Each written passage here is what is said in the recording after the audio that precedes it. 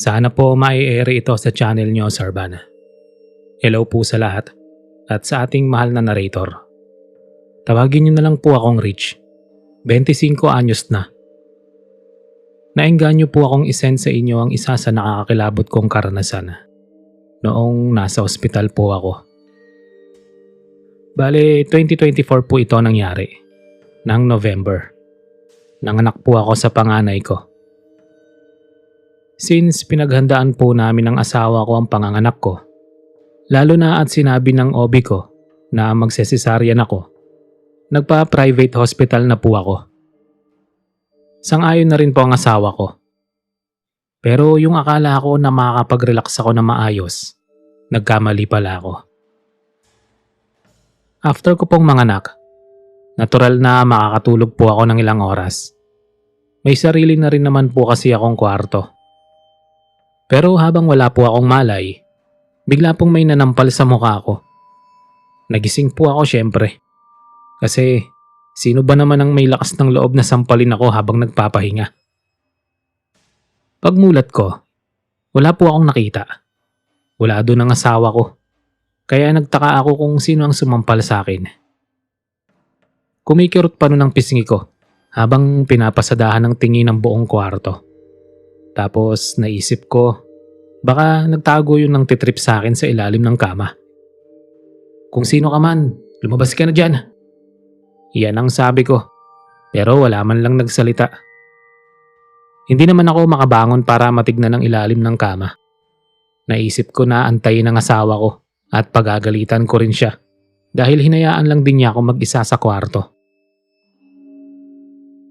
Kahit inaantok at nahihilo pa, ay hindi pa rin ako pumipikit. Ang nasa isip ko ay baka lumabas ang nanampal sa akin. Maldita pa man din ako, kaya hindi ko mapapalagpas kung sino man ang gumawa nun.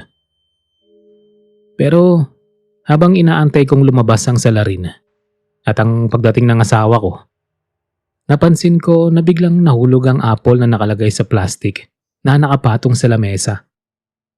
Nagulat po talaga ako nun kasi maayos yun nakasalansan. Hindi po ako matatakotin at higit sa lahat, hindi ako naniniwala sa multo.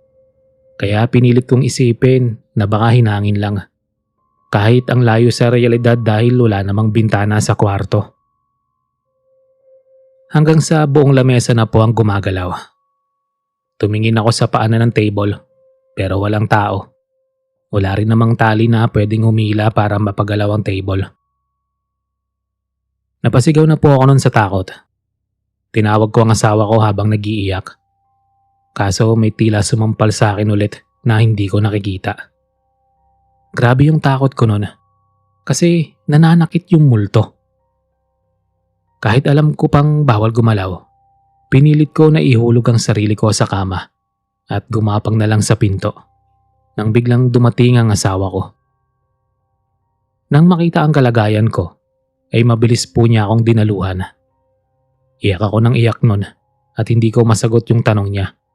Nagtatawag siya ng nurse para i-check ako.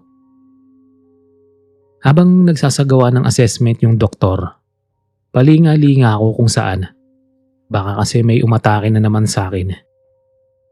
Nang medyo kumalma na po ako, sinabi ko sa kanila ang mga naranasan ko. Nagalit pa ako nun sa asawa ko kasi iniwan niya ako mag-isa at wala man lang bantay. Kahit sinabi niya na bumili lang muna siya ng kakainin sa labas. Nag-request ako na magpalipat na rin ng room at mabilis namang pumayag si Doc. Nasense ko na mukhang naniwala ito sa sinabi ko. Ang sinabi nga lang nito sa asawa ko, nag-hallucinate lang ako kaya nangyari yun sa akin. Nang malipat naman po ako ng room, hindi na ako iniwan ng asawa ko. Hindi na rin nagparamdam yung multo. Na wala man lang pagdadalawang isip na sampalin ako. Akala ko maayos sa private hospital. Mas okay pala akong nag-public hospital na lang ako. At least doon, may mga kasama akong ibang nanganak sa ward, kahit maingay. Hanggang dito na lang po. Sana mabasa niyo po ito, Sir Van. Gusto ko pong marinig sa channel niyo. Salamat.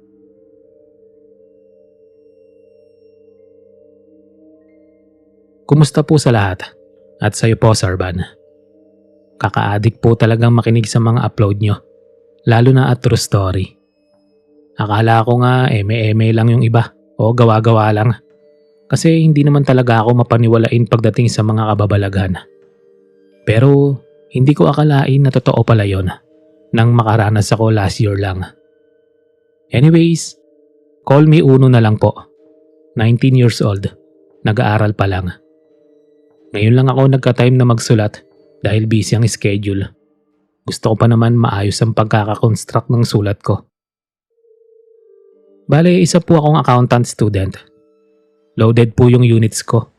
Kaya mapipiga ka talaga kapag malapit ng exam. Kasi bukod sa madaming gagawing activities at kung ano-anong requirements na need ipasa, kailangan pang mag-review sa exam. Kaya one time, sa dami ng ginawa ko, nahuli na yung pagre-review ko sa isang exam ko. Hindi naman major subject pero ayoko naman na may mababa akong grade sa ibang subject. Ang nangyari tuloy, na-late akong gumising. Imbis na 8 AM nasa school na ako. Kasi 9 AM ang start ng exam ko sa subject na yon. Nagising ako ng 10 AM. Pumasok pa rin po ako para makausap si Prof. Since maganda ang records ko sa kanya, pinayagan niya akong mag-special exam sa hapon. Pero kailangan ko rin magbayad ng 200 pesos. So ayun na nga po. No choice ako kung hindi pumayag na rin. Medyo masakit sa bulsa as a student, pero kasalanan ko rin naman. Mga around 4 PM, nag-special exam ako sa laboratory room. Wala akong kasama nun, mag-isa lang ako sa loob kasi nakikipag-usap pa si Prof sa isa sa student din niya sa labas. Hanggang sa narinig ko na lang na umalis sila. Hindi naman po ako cheater kasi madali lang sa akin yung exam. Hanggang sa may narinig akong gumagalaw na upuan sa likuran ko. Akala ko nga nun may ibang pumasok sa lab. Lumingon ako, pero walang tao at ang pinto sarado. Nagtaka ako at the same time nakaramdam ako ng kaba. Pero ipinagsawalang bahala ko na lang din. Since kako baka may daga doon. Hanggang yung lamesa na sa harap ko ang gumalaw. Napatayo po talaga ako nun sa kinauupuan ko. Tapos sinampal ko pa ang sarili. Kasi naisip ko na baka inaantok pa ako. Pero muling gumalaw ang mga lamesa na tila ba gusto akong palibutan. Napatakbo na ako sa pinto habang sumisigaw. Kaso nga lang, may humablot sa paa ko kaya nadapa ako. Umiiyak ako habang humihingi ng tulong. At habang ginagawa ko yon, ay may biglang bumagsak sa likod ko. Isang upuan yon na para bang gusto talaga akong saktan ng kung anumang nilalang na hindi ko makita. Sinubukan ko pang tumayo, pero muling hinila ng multo ang paa ko. Nagsisipa ako sa hangin hanggang sa maramdaman ko na wala na yung humahawak sa paa ko. Sigaw ako ng sigaw habang papaatras na nakasalampak. Hindi ko alam kung ano ang gagawin ko nun. Masakit pa yung likod ko dahil sa pagbagsak ng upuan.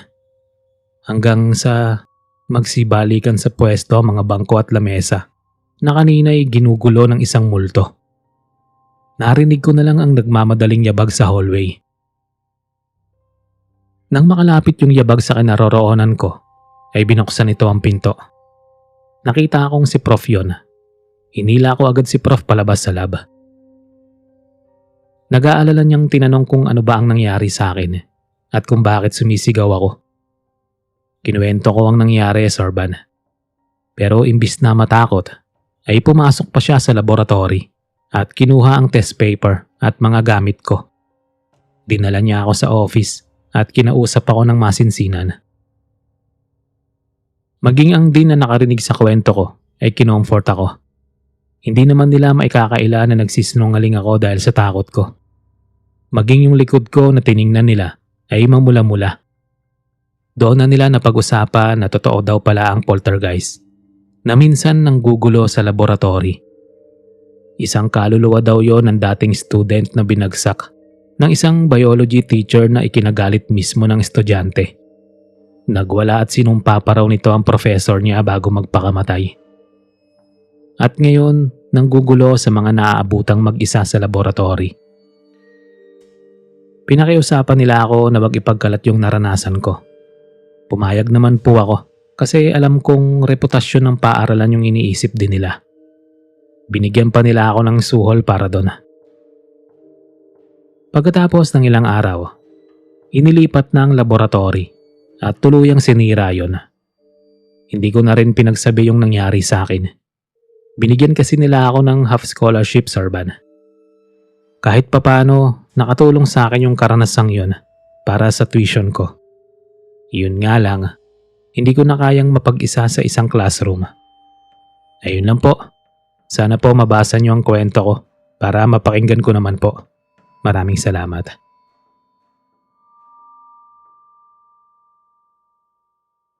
Hanggang ngayon, naiinis pa rin ako kapag naaalala ko yung ginawa sa akin ng katrabaho ko.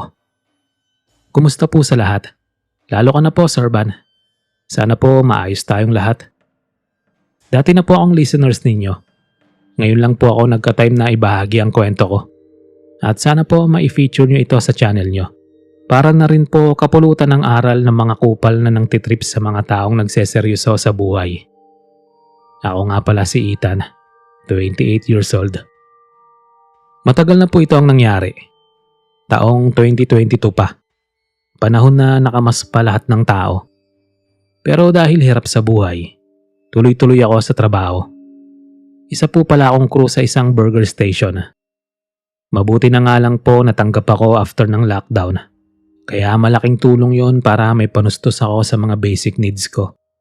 Walang-wala rin kasi ako after ng lockdown eh. So yun nga po. Yung stall po ay nasa Quezon lang. Pero hindi ko na lang po babanggitin saan mismo yung lugar. Baka kasi may makakilala. Day shift po ako. Kaya araw-araw akong pumapasok ng maaga. Yung kasama ko namang si Alex, dumarating tuwing 6:00. Sa una, maayos naman ang lahat. Papasok sa trabaho, magsiserve ng order ng mga customer, uuwi, magpapahinga at papasok ulit. Ganun araw-araw ang routine ko. Minsan nagpa-part-time ako bilang habal-habal driver. Dagdag kita na rin. Pag kumita ng 200 to 300 pesos, uuwi na ako at magpapahinga. Pero isang araw, pagod na pagod ako sa trabaho dahil ang daming umorder ng buy one take one. Tapos wala pa akong katulong.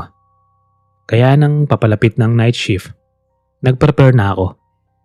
Kaso lumagpas ang 6:00 pero walang Alex na dumating. Chinat ko siya sa messenger pero hindi ako nire-replyan kahit na-deliver naman ang message ko. Pag tinatawagan ko naman ang numero niya, pinapatay niya. Hanggang sa umabot na ng 8:00. Hindi ako pwedeng umalis dahil baka matanggal ako sa trabaho. 9:00 na nang nag-message ang gago. Ang sabi ba naman, gumala siya sa Tagaytay kasi naboboard daw siya sa trabaho. Putragis na yan. Late pa talaga niya sinabi. Kaya no choice ako kundi mag-overtime sa trabaho para hapunan yung absent ng mokong na yun. Asar na asar talaga ako noon, Sir Van. Kasi gusto ko na talaga magpahinga noon dahil sa pagod.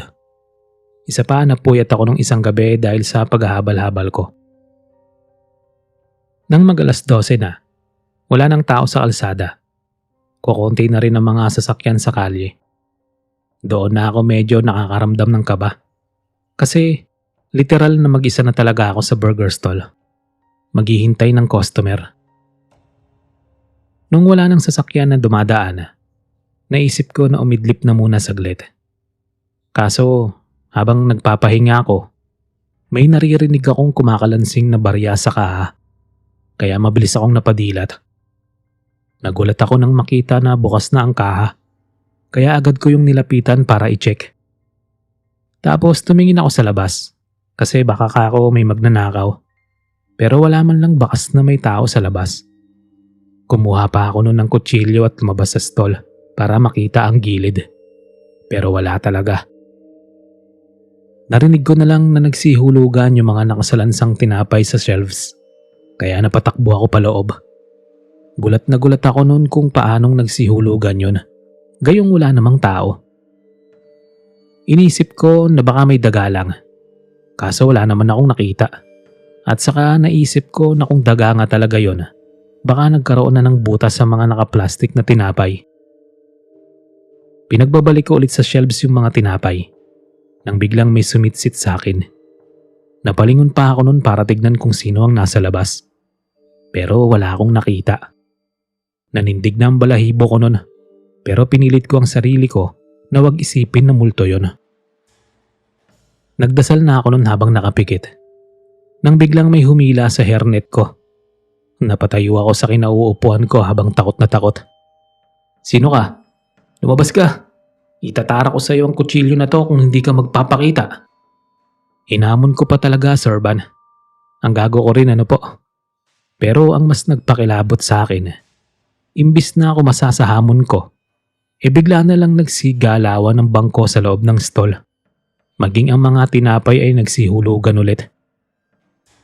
Lalaki po ako pero natakot po talaga ako nun. Tumakbo ako sa labas habang pinagmamasdan ang loob ng stall. Hindi po tumigil nun yung multo na nagwawala. Iniwan kong bukas ang stall at pumunta sa police station. Sinabi ko sa kanila na may nanloob sa stall namin. Sinamahan po nila ako pabalik sa burger shop at nakitang magulo nga ang loob. Pero wala pong nawalang pera. Kaya inisip nila na baka nang titrip lang ako. Kaya sinabi ko na baka nakonsensya rin ng mga magnanakaw. Hindi ko na po inamin sa kanila na multo yung gumawa nun. Hirap na nga silang maniwala na isang magnanakaw ang may gawa nun, multo pa kaya. Nang kinukuha ko po ang mga gamit ko, napansin ko yung anino sa tabi ng kalan. Pero agad ding nawala. Muli na namang nanindig ang balahibo ko sa takot. Nagsara po ako at umuwi na lang din. Wala na akong pake kung matanggal ako sa trabaho. Chinat ko nun ang katrabaho ko at sinabi ang nangyari. Tumawag po siya at tatawa-tawa. May poltergeist daw po talaga sa stall na yun paggabi. Kaya nag-awol na lang daw siya. Hindi na lang niya sinabi kasi baka matakot daw ako. O baka hindi raw ako guluhin ng multo na yon. Sir Van, galit na galit talaga ako sa kanya. Kasi hindi man lang siya nag-warning. Walang pasabi na hindi papasok sa trabaho. Mag-aawol bigla-bigla at hindi man lang nag-mention na may nananakit ng multo sa stall namin. Napakagago po talaga niya. Simula noon, lagi na po akong nagsisimba. Sa ngayon, okay na po ako. Nasa probinsya at may tindahan na. Hindi na ako matatakot kagaya ng dati. Kasi kasama ko naman na ang asawa ko. Wala ring mapanakit na multo sa tindahan namin.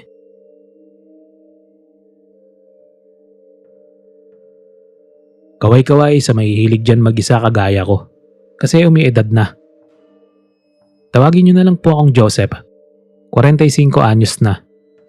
May negosyo na po akong isang malaking grocery. Napundar ko nung nagtatrabaho ako sa ibang bansa. Naisipan kong magbahagi ng story ko kasi matagal na akong nakikinig sa inyo. Matagal na tong karanasan ko. Mahigit 10 taon na rin. Umuwi po ako noon galing abroad para itayo yung business na iniisip ko. Ayoko pong malaman yun ng iba. Kaya nag-rent po ako ng bahay malayo sa amin. Di nyo po kasi na itatanong, may pagka-toxic ang family namin. Kapag nalaman nila na may plano ka, matik negatibo ang sasabihin nila. Kesyo, baka malugi, baka masayang ang pera, baka ganito, ganyan. Nakaka-drain. So yun nga po. Sinabi ko sa kanila na lilipat ako ng bahay kasi maghahanap ako ng trabaho. Pumayag naman po sila. Kung pagiging alipin ng gobyerno, hindi sila nagrereklamo. Nagrent ako ng apartment malapit sa Cavite lang po. Doon din kasi ako maghahanap ng magandang pwesto kung saan ko ilalagay ang negosyo ko. Unang gabi ko lang sa apartment, nakaramdam na po ako ng kakaiba. Wala po akong kasama na mas favor naman sa akin. Nung unang gabi ko po na yon, busy ako sa paglilista ng kung ano-anong kailangang gawin. Nang may kumatok sa pinto ko, syempre binuksan ko po kasi naisip ko na baka landlord yon. Kaso nagulat ako nang makitang walang tao sa labas. Iniisip ko noon na baka may nang titrip lang. Kaya nung time na maupo ako ulit, may kumatok na naman. This time, nagtanong ako. Kaso patuloy pa rin sa pagkatok ang kung sino man. Naiinis na po ako noon. Kasi paano ba naman, nakakaistorbo na ang kung sino man ang kumakatok sa pinto ko. Kaya nagsalita na ako. Sabi ko, hanggat hindi mo sinasabi kung sino ka, hindi kita pabubuksan. Pero imbis na huminto o sumagot, mas rumahas pa lalo yung katok. Kaya nabuisit na talaga ako. Tumayo na ako nun nang biglang malakas na nabuksan ang pinto ko. Nagulat pa ako sa lakas ng pagkakahampas ng pinto sa semento. Pero hindi yun ang kinatatakutan ko, kundi yung labas. Walang tao sa labas ng pinto, Sir Van. As in wala. Tapos paanong nabuksan ang pinto? Nakalak naman yun. Imposible naman na pagkatapos mabuksan ang pinto, makakatakbo agad yung may gawa. O di kaya maririnig ko man lang yung yabag niya pag tumakbo ito palayo. Kaso wala. Pero ang mas nagpatakot sa akin ay nang umangat ang vase at ihagis sa akin nang hindi ko nakikitang nilalang. Mabuti na lang mabilis akong nakaiwas. Doon ko napagtanto na hindi na pala tao yung nakapasok sa bahay. Napatakbo na ako sa labas nang biglang may humablot sa kamay ko. Nang tingnan ko, walang tao. Nagsisigaw na ako noon ng tulong. Mabuti na lang may lumabas na kapitbahay ko. Doon ko lang naramdaman na binitawan ako ng multo. Tumakbo na ako patungo sa bahay ng landlord. Sinundan ako ng kapitbahay ko. Nang makarating ako, sinabi ko sa kanya ang nangyari. Hindi pa niya masyadong naintindihan yung sinabi ko kasi pautal-utal akong nagsalita. Pinahinga muna nila ako ng maayos at pinainom ng tubig. Nang umayos ng pakiramdam ko, ay doon ko na nasabi sa kanila yung nangyari. Humingi na nun ng sorry ang landlord. Hindi raw kasi niya alam na totoo pala yung reklamo ng dating nangungupahan sa apartment ko. Pero bago lang daw yung multo dyan na nagwawala. Kasi wala naman daw yun noon. Baka raw nadala ng dating nangungupahan kasi wala naman daw ganyan. Tapos hindi naman nagtagal yung dating nangungupahan doon. Kaya duda siya na sila daw ang nagdala ng poltergeist sa apartment niya. Ang sabi ng landlord, papabendisyonan daw nila yung apartment. Sa trauma ko po, hindi ko na ipinagpatuloy yung pagstay ko doon. Kinuha ko na yung upa ko at naghanap ng iba. Siyempre, hindi nun mapipigilan ang plano ko na mapalago ang sarili ko. Pero bago ako naghanap, dumaan muna ako sa simbahan para hindi sumama sa akin ang salbahing multo na yon. Nang makahanap ako, pinaklens ko na muna bago tirahan. Mahirap na, baka may multo rin doon. Hanggang dito na lang po. Sana mapakinggan ko ito sa channel nyo. God bless po.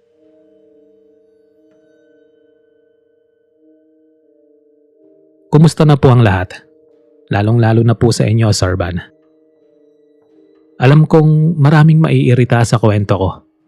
Pero maraming makaka-relate. Lalong-lalo na sa mga misis dyan at mamis. Tawagin mo na lang po akong Maxine. 34 years old, taga Caloocan. Bagong mami lang po ako. 2 months old na ang anak ko. Bago lang nangyari itong kwento ko, last week lang. Dahil umalis nun sina mama para magbakasyon, sinabihan niya kami na doon na muna mag-stay sa bahay nila. Nakabukod kasi kami ng asawa ko. Maayos po ang pagsasama namin. Yung bahay po nila mama bagong bili lang yon kasi gusto niyang malapit sa amin. Doon na muna kami nag-stay para makatipid sa kuryente, tubig at pagkain. Ganun ka generous si mama. Gusto niyang i-consume namin yung mga groceries nila ni Papa. Pero sa unang pag-stay namin ng asawa ko doon, mainit na ang ulo ko. Parang ang bigat ng energy ko sa bahay nila mama. Work from home si Mister, kaya hindi kami naiiwan ni baby sa bahay. Ako na ang nag-aalaga sa anak namin, nag-aasikaso at nagluluto. Nagtitipid kasi ako, kaya hindi ako nag-hire ng yaya o helper. Wala rin kasi akong tiwala. Gusto ko, Ako mismo ang mag-alaga at mag-asikaso sa anak ko. Wala akong kapatid. Yung mga pinsan ko naman nasa malalayo. Kaya wala talaga akong maaasahan na makakasama ko. At dahil kami lang tatlo ang magkakasama sa bahay, napansin ko na tila nawawala ang gamit sa kinalalagyan nito. Kagaya na lang ng ice cream sa fridge. Minsan nakikita ko na nasa sahig, nakalaglag. Wala namang ibang tao sa bahay kundi kami. Kami lang ng asawa ko. Ang sisti tuloy, siya ang sinisi ko. Inaway ko talaga siya, Sir Van. Deny naman siya ng deny. Mabuti kung isang beses lang nangyari yun. Kaso nasundan pa. Dahil work from home siya, dinadala ko sa kanya ang pagkain niya sa kabilang kwarto. Pagkatapos, maririnig ko na lang na nalalaglag ang plato na hindi pa nagagalaw ang pagkain. Umiinit talaga ang ulo ko, kaya nauuwi sa bangayan yung insidente. Lalo na sa kagaya kong kakapanganak pa lang. Dahil sa pag-aakala na sinasadya niyang dagdagan ng trabaho ko, hindi na ako nagluto. Hindi ko iniwan ang anak namin.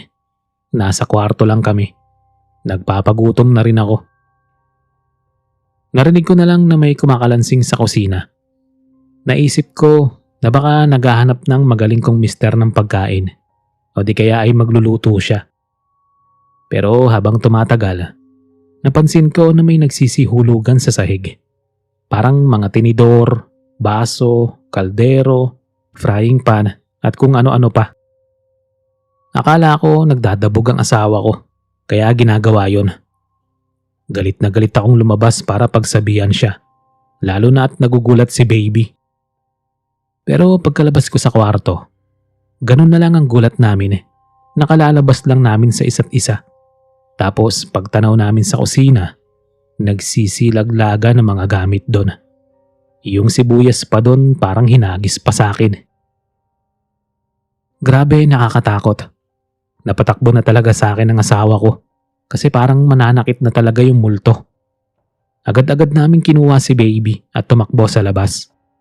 Pagdating namin sa labas, nakita namin sa may glass window ng kusina na may anino ng babae. Hinahawakan ng mga gamit at tinatapon na lang basta-basta. Grabe pala talaga no, kapag nandoon ka na sa aktual na sitwasyon. Hindi mo maiisip na kuna ng video ang nangyayari. Dahil gabi na noon, humingi kami ng tulong sa barangay. Isinalaysay ng asawa ko ang nangyari. Napapailing na lang noon ng mga tanod na roronda na sana. Sabi nila, ang dating nakatira daw doon ay mag-asawa na laging nag-aaway. Nagbabangayan at nagkakasakitan. Hindi naman daw namatay ang mag-asawa, naghiwalay lang at nagkanya-kanya. Siguro may bad entity na humigop sa bad energy na mag-asawa at nanatili sa bahay na yun. Tapos ginagaya ang pagwawala ng asawa. Poltergeist daw yun, sabi. Nagtaka ako kasi wala namang nababanggit sina mama tungkol sa nanggugulo sa bahay. Sinabi nila na baka kaya sa amin nagpaparamdam ang poltergeist ay dahil yung ginagaya nila ay yung dating mag-asawa. Dahil doon, bumalik kami sa bahay namin. Pinabendisyonan na rin namin ang bahay, pero umalis din sila mama nang makauwi sila. Sa amin na sila tumuloy, kasi baka sila naman ang pagparamdaman, lalo na at mukhang kayang manakit ng bad entity na yon. Sana po mapakinggan namin ang kwento namin sa channel nyo. Kaming buong pamilya. Hindi man naging maganda ang karanasan naming mag-asawa sa bahay nila mama, at least may maibabahagi kami sa channel nyo. Salamat po, Sir Van.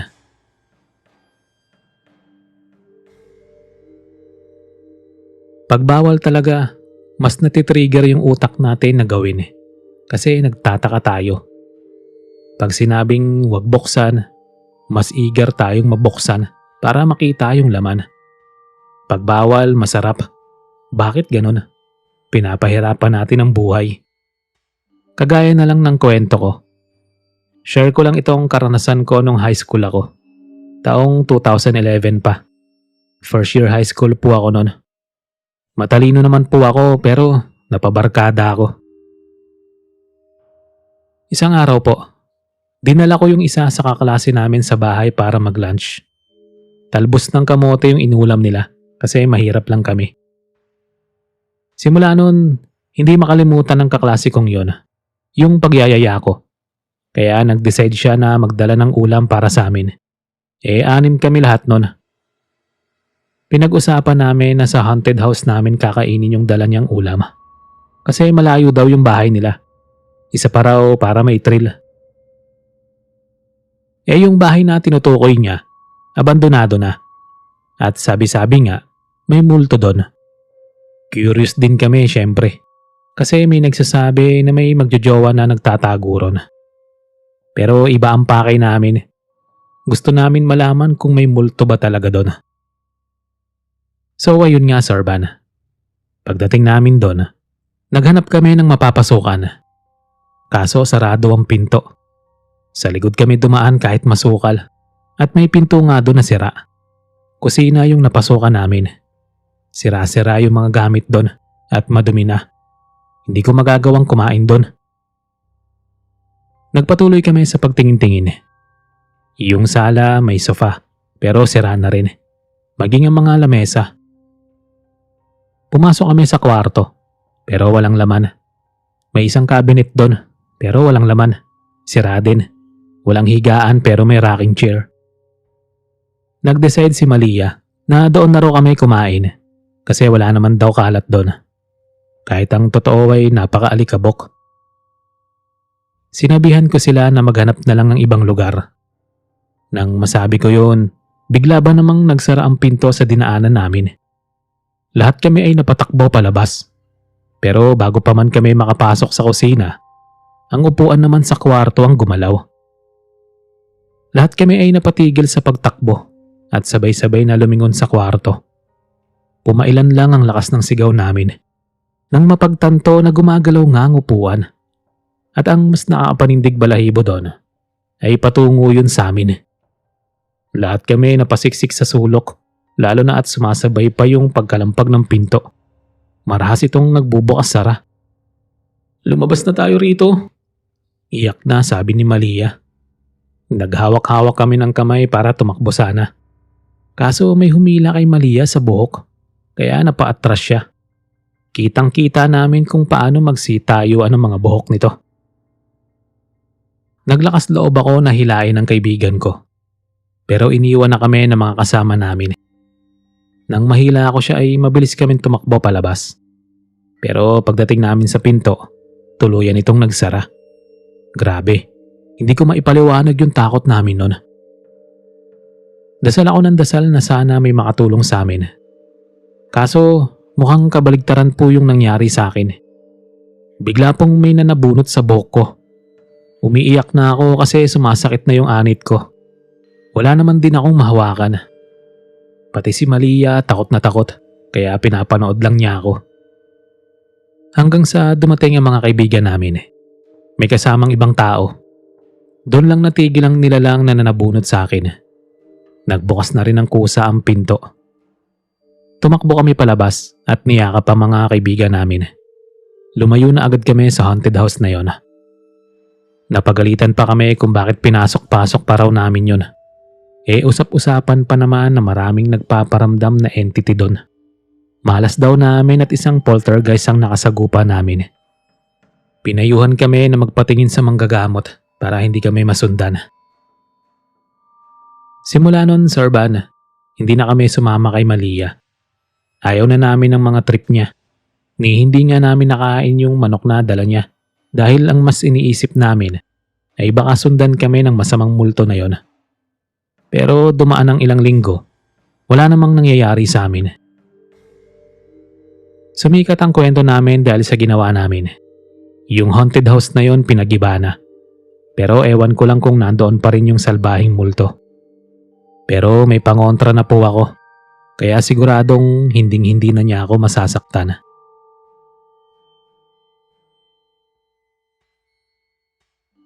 Mapagpalang araw po, Sir Van. Sana nasa mabuting kalagayan kayo. Magbabahagi po sana ako ng sarili kong karanasan. Sana po mapili ninyo. Pagpasensyahan nyo na po kung hindi ako magaling magkwento. Tawagin nyo na lang po akong Ling. 26 anyos na. Kamakailan lang po nangyari itong kwento ko. Introvert po akong tao, pero may isa akong kaibigan, si Rain. Kasama ko siya sa trabaho at magkalapit lang din yung bahay namin.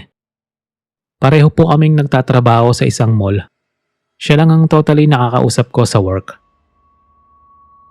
Kapag pumupunta po kami sa mall, magkasabay kami. May sarili pong motor si Rain, kaya nakikiangkas na lang din ako sa kanya. Nakatipid pa sa pamasahe. Pero isang araw, hindi siya nakapasok kasi nagkasakit. Kaya kinailangan kong mag-commute. Dahil nga introvert po akong tao, nahihiya po akong makipagsiksikan sa jeep. Kaya nahuhuli talaga ako. Since gabi yung closing time, ginabi ako sa pag-uwi.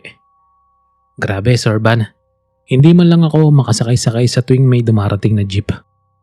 Napupuno agad dahil sa mga nag-uunahang pasaherong gustong makauwi. Probinsya po kasi kami, kaya walang LRT, taxi o kung ano paman. Mahal naman kung maghahabal-habal ako, kuripot pa naman ako. Ang di ko lang ine-expect, limitado pala ang mga jeep. Kaya ako na lang ang natira sa isang waiting shed. Kabado pa ako noon kasi walang mga tao na dumadaan. May mangilan-ngilan na dumadaan na sasakyan kaso hindi nito ruta yung lugar namin. At kung ruta man ng jeep yung lugar namin, punuan naman. Nilalamig na ako noon kasi umambon pa. Naiinis pa ako sa sarili ko kung bakit naging mahiyain ako. Kung nakipagsiksikan na lang sana ako at hindi pinairal yung pagiging mahiyain ko, sana ka ako nakauwi na ako agad. Nagre-relax at kumakain ng instant ramen. Habang nag-i-scroll ako sa cellphone, may bumulong sa tenga ko. Mabilis akong napatingin sa gilid. Walang tao. Medyo kinilabutan ako sa part na yon. Lumipat ako sa kabilang upuan. Kaso may tumulak naman sa akin. Napasubsob po talaga ako sa sahig.